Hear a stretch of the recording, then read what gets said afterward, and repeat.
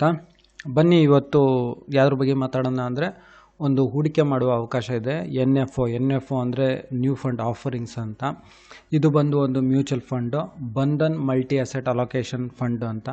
ಇದು ಕ್ಲೋಸ್ ಆಗೋದು 24 ಜನವರಿ 2024ಕ್ಕೆ.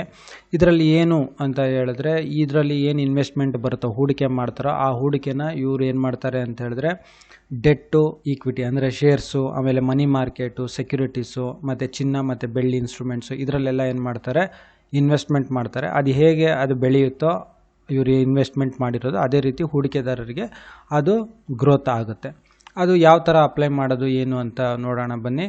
ಇದು ಬಂದು Bandhan multi asset allocation fund ಅಂತ. ನೀವು ಓಪನ್ ಮಾಡಿದಾಗ ಈ ಥರ ಕಾಣಿಸುತ್ತೆ. ನಿಮ್ಮ ಹತ್ರ ಡಿಮ್ಯಾಟ್ ಅಕೌಂಟ್ ಇದ್ರೂ ತೊಗೋಬೋದು. ಇಲ್ಲ ಅಂತ ಹೇಳಿದ್ರೆ ಇದ್ರ ವೆಬ್ಸೈಟಲ್ಲಿ ಹೋಗಿ ಚೆಕ್ ಮಾಡ್ಕೊಳ್ಳಿ. 24ನೇ ತಾರೀಕು ಜನವರಿ 2024ಕ್ಕೆ ಕ್ಲೋಸ್ ಆಗೋದು ಅಂತ ಇರುತ್ತೆ. ಅಲಾಟ್ಮೆಂಟ್ ಆಗೋದು 31 ಜನವರಿ 2024. ಇಲ್ಲಿ ಒನ್ ಟೈಮ್ ಮತ್ತು ಸ್ಟಾರ್ಟ್ ಸಿಪ್ ಅಂತ ಇರುತ್ತೆ. ನೀವು ಒನ್ ಟೈಮ್ ಮಾಡಿದರೆ ಒನ್ ಟೈಮ್ ಅಂತ ಮಾಡಿ, ಅಥವಾ ನೀವು ತಿಂಗಳ ಪೇ ಮಾಡ್ತೀನಿ ಅಂತ ಹೇಳಿದ್ರೆ ತಿಂಗಳ ಮಾಡಿ. ಅದೇ ರೀತಿ ಅದು ಓಪನ್ ಆದಾಗ ನಿಮಗೆ ಇಲ್ಲಿ ಸಿಗುತ್ತೆ AMC ಫಂಡು, ಇದರಲ್ಲಿ ಏನೇನು ಇನ್ಫಾರ್ಮೇಷನ್ ಬೇಕು, ಇದ್ರದ್ದು ಆಬ್ಜೆಕ್ಟಿವ್ ಏನು ಅಂತ ಇರುತ್ತೆ. ಅಂದರೆ ಇದು ಎಲ್ಲೆಲ್ಲಿ ಹೂಡಿಕೆ ಮಾಡುತ್ತೆ ಅಂತ. ರಿಸ್ಕೋಮೀಟರ್, ಹೈ ರಿಸ್ಕ್, ಸುಮಾರು ಮ್ಯೂಚುವಲ್ ಫಂಡ್ಸಿಗೆ ಹಿಂಗೆ ಇರುತ್ತೆ. ಅದೇ ರೀತಿ ನೀವು ನೋಡ್ಬೋದು ಇಲ್ಲಿ ಇದ್ರ ಫಂಡ್ ಇನ್ಫಾರ್ಮೇಷನ್ ಅಂದರೆ ಇದರಲ್ಲಿ ಎಕ್ಸಿಟ್ ಲೋಡು ಇರುತ್ತೆ. ನೀವು ಯಾವುದೇ ಮ್ಯೂಚುವಲ್ ಫಂಡಿಗೆ ಹಾಕಿದಾಗ ಅದರಲ್ಲಿ ನೀವು ಇಮಿಡಿಯೇಟಾಗಿ ಮತ್ತೆ ನೀವು ದುಡ್ಡು ತೆಗಿತೀನಿ ಅಂತ ಹೇಳಿದ್ರೆ ನಿಮ್ಮ ಹತ್ರ ಇಷ್ಟು ಫೀಸು ಅಥವಾ ಫೈನ್ ಅಂತ ಕಟ್ಟಿಸ್ಕೊತಾರೆ. ಅದಕ್ಕೆ ಮಿನಿಮಮ್ 1 ವರ್ಷನಾರು ಬಿಡಿ.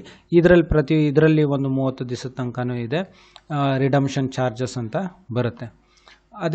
ಇದೇ ರೀತಿ ಇವ್ರದ್ದು ಸಿಮಿಲರ್ ಫಂಡ್ಸ್ ಬೇರೆ ಬೇರೆ ಕಂಪ್ನಿದು ಯಾವುದಿದೆ ಅಂದರೆ, Baroda BNP Paribas multi asset fund ಅಂತ ಇದೆ, ಆದಿತ್ಯ ಫಂಡ್ ಅಂತಿದೆ, Aditya Birla Sun Life multi ಅಂತ ಇದೆ, Aditya Birla Sun Life multi asset allocation fund ಅಂತ ಇದೆ. ಅದರಲ್ಲಿ ನೋಡ್ಬೋದು ರಿಟರ್ನ್ಸ್ ಎಷ್ಟು ಬಂದಿದೆ ಅಂತ. ಅದೇ ರೀತಿ ಇದೇ ಕಂಪ್ನಿದು ಬಂಧನ್ದೇ ಬೇರೆ ಬೇರೆ ಮ್ಯೂಚುವಲ್ ಫಂಡ್ಸ್ ಇದೆಯಾ ಅಂದರೆ ಹೌದು ಇದೆ. ಬಂಧನ್ ಸ್ಮಾಲ್ ಕ್ಯಾಪ್ ಫಂಡ್ ಅಂತಿದೆ, 39% ರಿಟರ್ನ್ ಕೊಟ್ಟಿದೆ. ಬಂಧನ್ ಟ್ರಾನ್ಸ್ಪೋರ್ಟೇಷನ್ ಲಾಜಿಸ್ಟಿಕ್ಸ್ ಅಂತಿದೆ, 36%. Bandhan transportation logistics fund direct ಅಂತ ಗ್ರೋತ್ ಅಂತಿದೆ, ಅದು ಒಂದು 36% ಕೊಟ್ಟಿದೆ. ಅದೇ ರೀತಿ ನೀವು ಅಲ್ಲಿ ಕ್ಲಿಕ್ ಮಾಡಿದಾಗ ನೀವು ಒನ್ ಟೈಮ್ ಅಥವಾ ಸಿಪ್ ಅಂತ ಕ್ಲಿಕ್ ಮಾಡಿದಾಗ ಹಿಂಗೆ ಬರುತ್ತೆ. ಇಲ್ಲಿ ಮೇಲೆ ನೋಡ್ಬೋದು ನೀವು ಲಮ್ಸಮ್ ಅಥವಾ ಸಿಪ್ ಅಂತ ಇರುತ್ತೆ. ಸಿಪ್ ಅಂದರೆ ನೀವು ಮಂತ್ಲಿ ಇನ್ವೆಸ್ಟ್ಮೆಂಟ್ ಮಾಡಬೇಕು.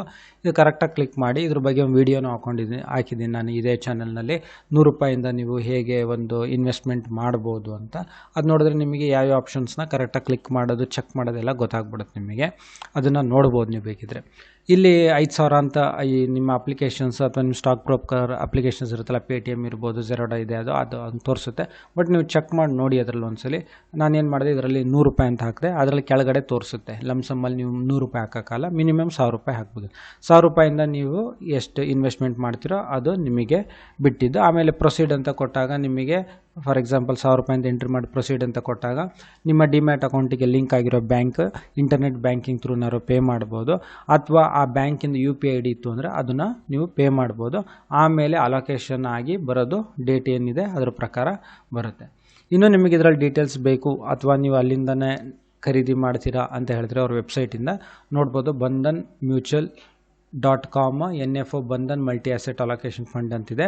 ಅದ್ರ ಥ್ರೂ ನೀವು ಹೋಗ್ಬಿಟ್ಟು ಇನ್ನೂ ಡೀಟೇಲ್ಸ್ನ ಚೆಕ್ ಮಾಡ್ಬೋದು ಅಥವಾ ಪರ್ಚೇಸ್ ಮಾಡ್ಬೋದು. ಈ ವಿಡಿಯೋ ನೋಡೋದಕ್ಕೆ ತಮಗೆಲ್ಲರಿಗೂ ತುಂಬ ಧನ್ಯವಾದ. ದಯವಿಟ್ಟು ಚಾನಲ್ನ ಸಬ್ಸ್ಕ್ರೈಬ್ ಮಾಡ್ಕೊಳ್ಳಿ, ಲೈಕ್ ಮಾಡಿ. ತಮಗೆಲ್ಲರಿಗೂ ತುಂಬ ಧನ್ಯವಾದ.